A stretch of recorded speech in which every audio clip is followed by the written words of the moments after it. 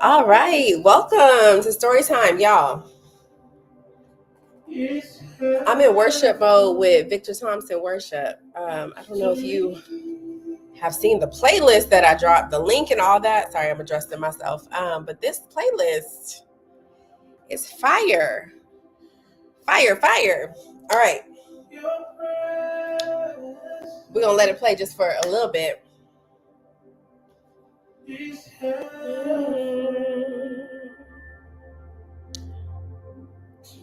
There's something so sweet about the holidays and about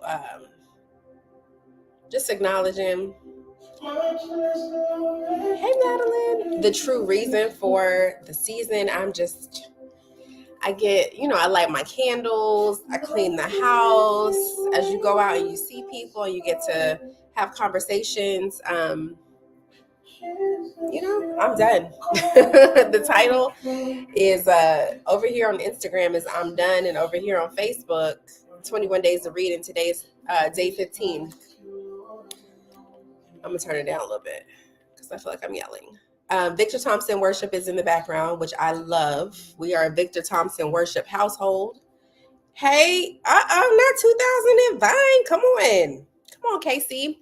So I want to tell you about the importance of going to your local library, y'all. There is a ton of resource and engagement and richness and wealth at your local library, and I get really excited. So I had to put a time limit on going to the library. So I walked into a library today, and I was like, okay, contain yourself. Like, calm down, Cassandra. Calm down, okay? I know you're surrounded by all these books, but just chill. So to calm myself down, and I got 7 books to finish out this 21 Days of Christmas reading. And today I'm going to read this one, A Thing Called Snow. The rest of the books are in this really cute bag that the library gave me.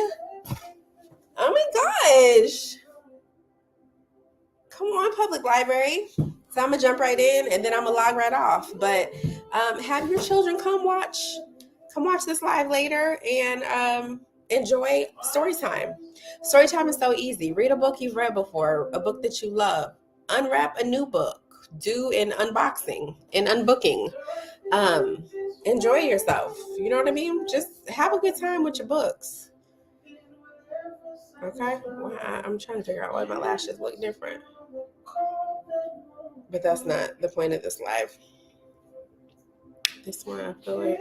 Okay, anyway. All right, so let's read. It's called A Thing Called Snow. A Thing Called Snow. Victor Thompson. We're going to listen to Victor just one more again. Whew.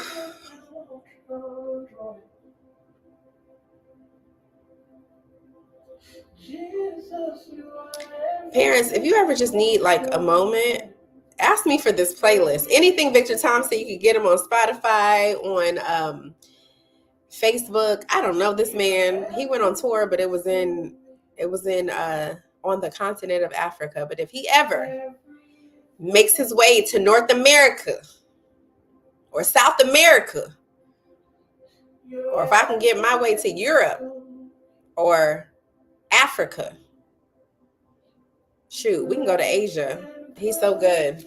It's just the spirit of worship. So we love God in this house and we love reading.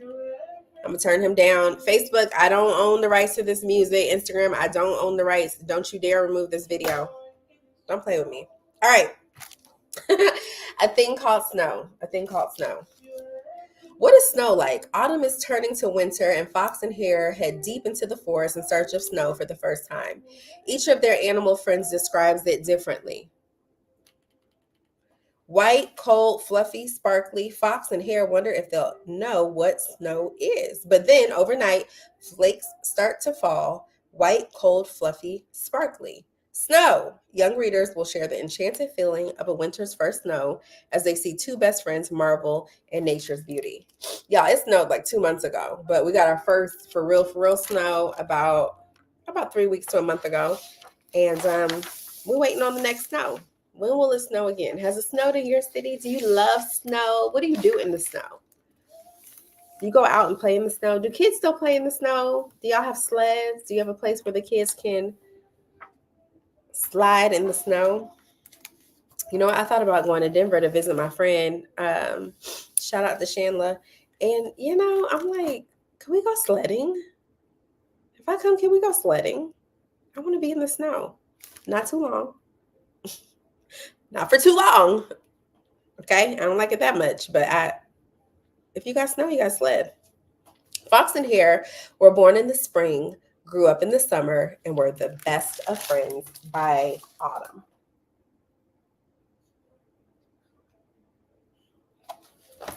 If I'm reading this book to elementary kids, I might ask them, a fox and a hare. That's like a fox and a bunny, right? A fox and a rabbit. Are they usually friends? We might talk about diversity. We might talk about difference. We might talk about friendship. We may talk about why two different species, unlikely species, why would they become friends? Why would they become friends? The fox and the hare. Do you have friends that are different than you? You know, it could, anything with a book can be conversation. So feel free to jump into conversation. Hey, when you are reading with your kids. Fox liked to jump, leap, and bounce, and was very good at sniffing faraway things. Hare liked to bounce, leap, and jump, and was very good at hearing faraway things. Wow. So these two friends have something that makes them special and makes them unique and different. What did Hare like to do? What did the fox like to do? What do you like to do? What does your friend like to do? So I'm asking these questions as modeling like how you can engage your kids in a really good book. Then one day, Fox's nose twitched. Hare's ears pricked up. Winter is on its way, said Bird. Soon you will be able to jump, leap, and bounce in this thing called snow. But what exactly was snow? Before they could find out, Bird had flown away. Okay, a text to self connection. Text to self. I remember living in Costa Rica. I lived there for 2 years, and there was no snow in Costa Rica. And so when we would talk about winter and talk about snow, it would be something that some of the children had not ever experienced. And so describing it and missing it and elaborating on what it was kind of cool because this mythical thing called snow was not reality, right? And snow did not fall in Costa Rica. They decided to venture into the great forest to ask Bear, what is snow like? They said. I might ask, why don't they know what snow is like? Oh, they were just born, right? They're little. They're babies still. Snow is white, like your fur, said Bear. So they thanked Bear and set off looking for something as white as their fur. All right, if I had a poster, and I do have poster paper, but if I had a board or something, I might draw snow and write the word white. So one thing we know about snow is that it's white. At the forest edge, they found Caribou, who was nibbling something white among the grasses. Excuse me, said Hare, is that snow? Why do they think it's snow? Because it's white and snow is white. No, these are flowers, said Caribou. Snow is cold, like our noses. So they thanked Caribou and bounded across the meadow, looking for something as cold as their noses. Another lesson in this book is when you don't know something, you can ask questions and people can help you to figure it out. People, animals, characters. So we know now on my little board, snow is white, snow is cold. Hello there, called Fox. Is that snow? So they followed the stream, searching for something as fluffy as their tails. Wait, did I skip a page? Okay. Wrap flowers. It's cold. Now they're looking for something fluffy. Round a rocky bend, they found salmon leaping through the icy stream, flashing bright. No, this is spray, said Salmon. Snow is fluffy, like your tails. So they followed the stream, searching for something as fluffy as their tails. Okay, so typically, look, that confused me. We read books left to right, but this book, you read the picture here, the words here, Go back to that page, read the words, then the words here, and then the words here, the words here. I knew something wasn't right. That is the beauty of reading a book before before you read it aloud, read it to yourself so that you can flow as a professional storyteller. But I literally, this is fresh out my library bag. Okay? Fresh out the library bag. Y'all should have seen how excited I was that they gave me a bag for all my books. Hare heard a honk and looked at the great sky. Is that snow? He called to the goose who was flying overhead. No, these are clouds, said the goose. Snow is sparkly like your eyes. I just noticed this would also be a great book for teaching figurative language, poetic language, comparisons, metaphors, similes. So snow is sparkly like your eyes. That is a simile. If I said snow is, how would I make that a metaphor? A metaphor is calling one thing something else. So you could say,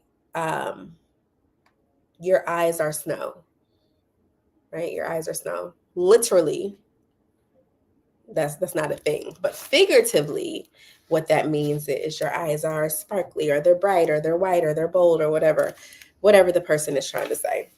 Hey, y'all, we're reading a book. We're reading a book called A Thing Called Snow.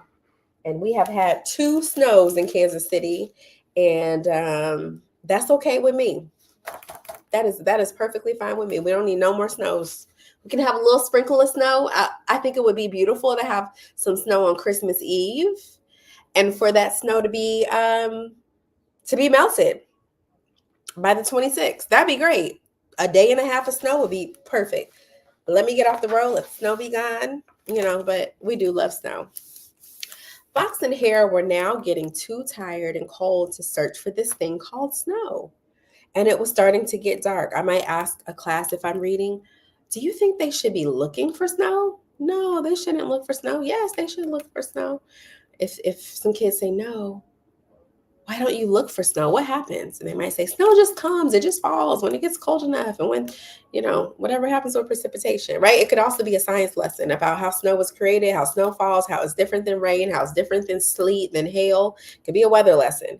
There's so many things you can do with books, y'all. I don't know if you understand how much I love books. Read any book, bring me any book, and I'm gonna get excited about it.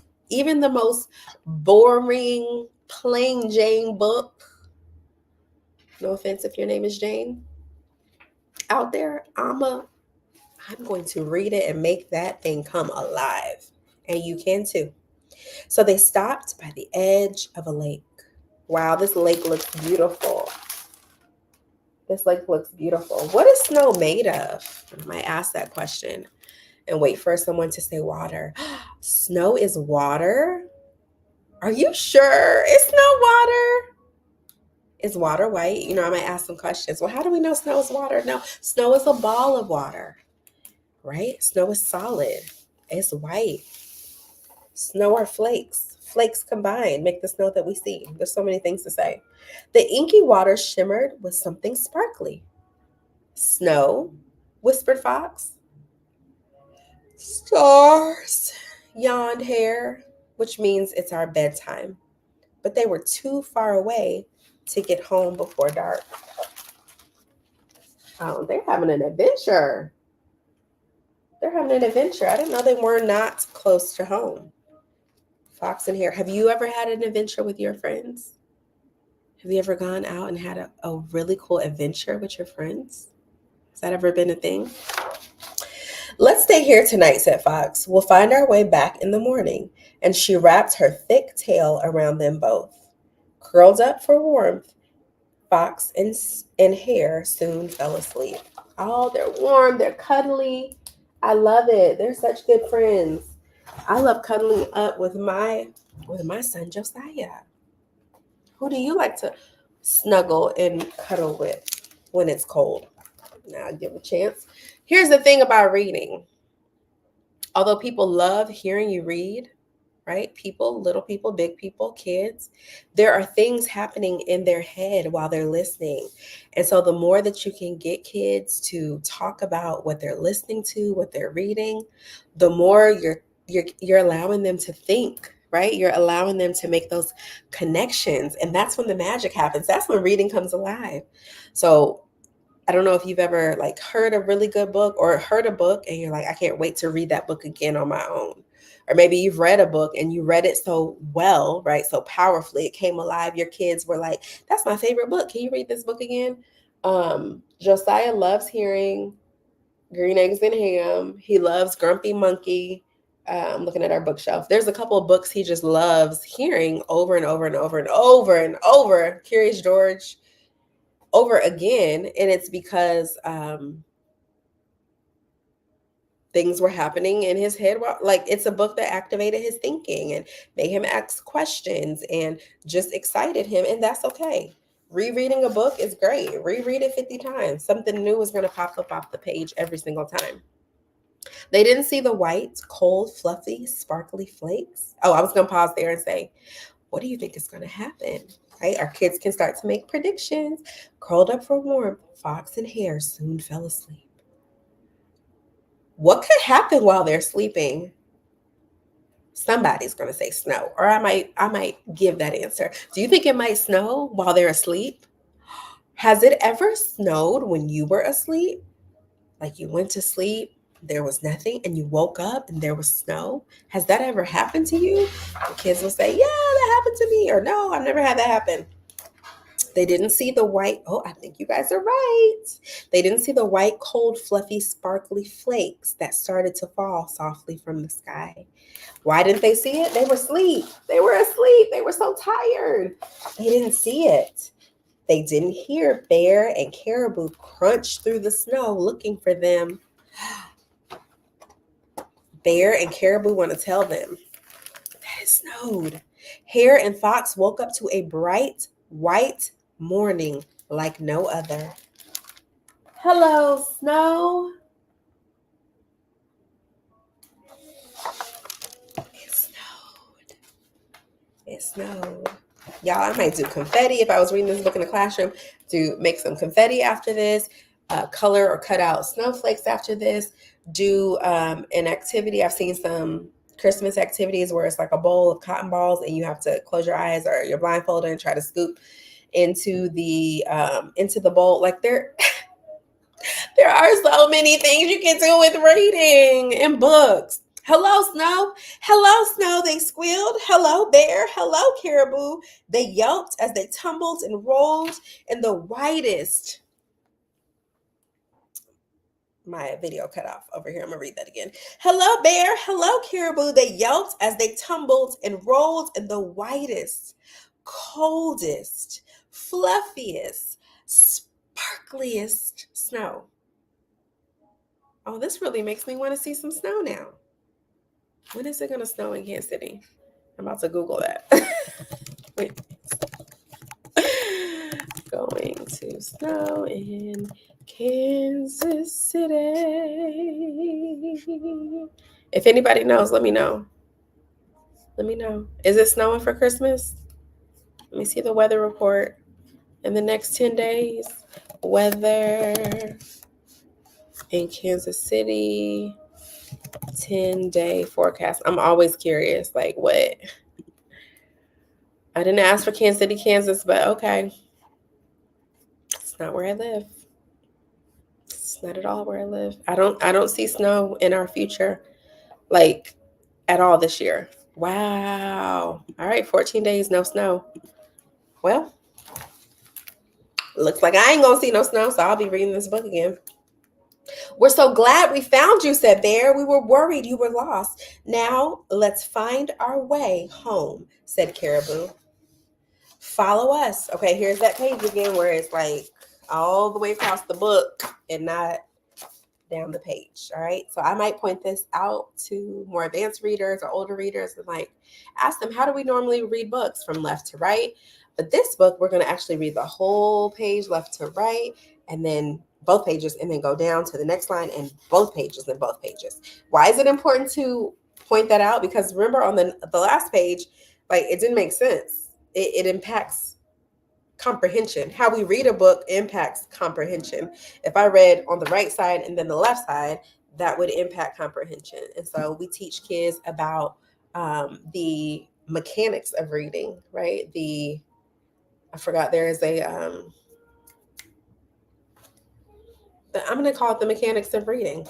Like, what's a front cover? What's a back cover? I read the jacket. Usually, sometimes there's an about me about the author. And so teaching them about books helps them to understand and navigate books really well.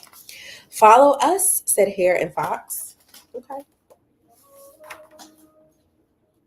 Wait, how are Fox and Hare going to say follow us? I don't think they know the way back, because they didn't know the way back on the other page. Right? Questions that need answers. I kid you not, this is how I taught reading. Like, let's have a conversation. Didn't they just say they were lost? Like, didn't they fall asleep in the forest because they couldn't find? Was it because it was dark? Let me go back, because now I'm like, I don't know if I'd be following them, because they didn't know how to get back just a minute ago. Let me see. Would you guys follow Hare and Fox? And some kids say, no, they'll get us lost. Or, yes, they know the way. Oh, it says, but they were too far away to get home before dark. Okay, so they just didn't. Okay, so they knew the way, but they just didn't want to walk in the dark. I got it. All right. So now, would you follow Fox and Hare? And kids might say, yeah, we follow them. Okay, we follow them.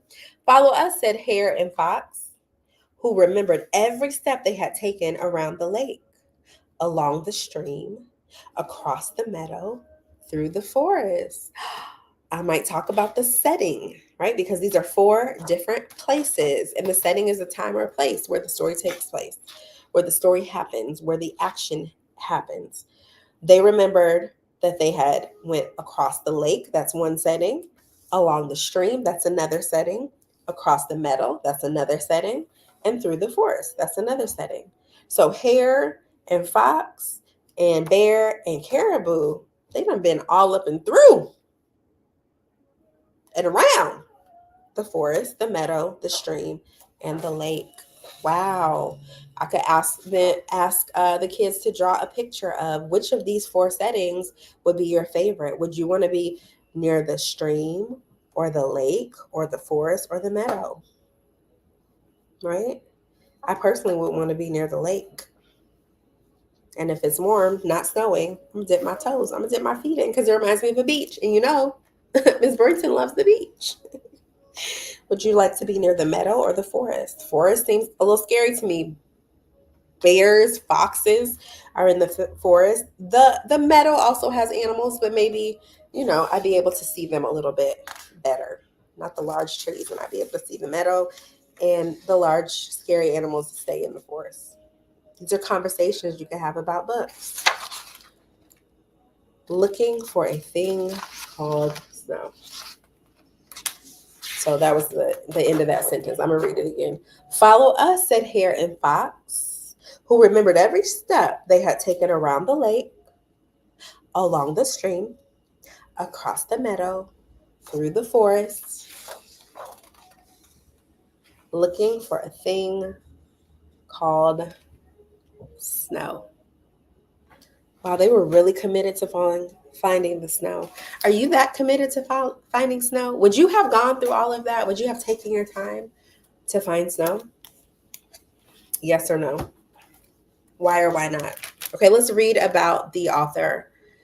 Yuval Zommer graduated from London's Royal College of Art with an MA, master's of arts, in illustration. He worked as a creative director in advertising until his passion for picture books won out. He is now the author and illustrator of several highly acclaimed children's books, including The Tree That's Meant to Be and The Big Book of Bugs. Ooh, we can check out those books next.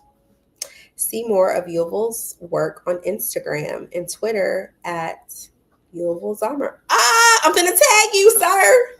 Let's go. Let's go. All right. Well, thank you for an incredible book. This is an incredible read.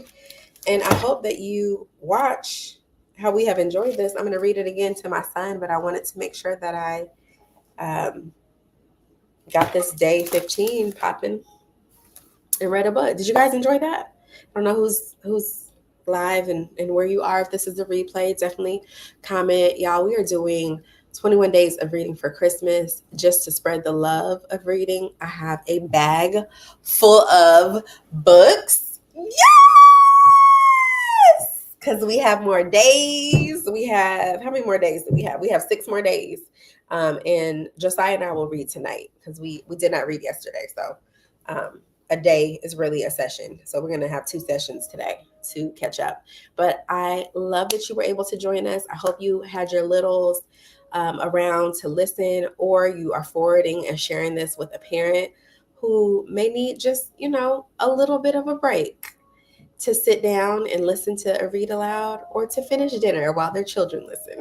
Whatever it is, share this, and find good books. Read them out loud, right? Read them to yourself, read them with your children, listen to your children read.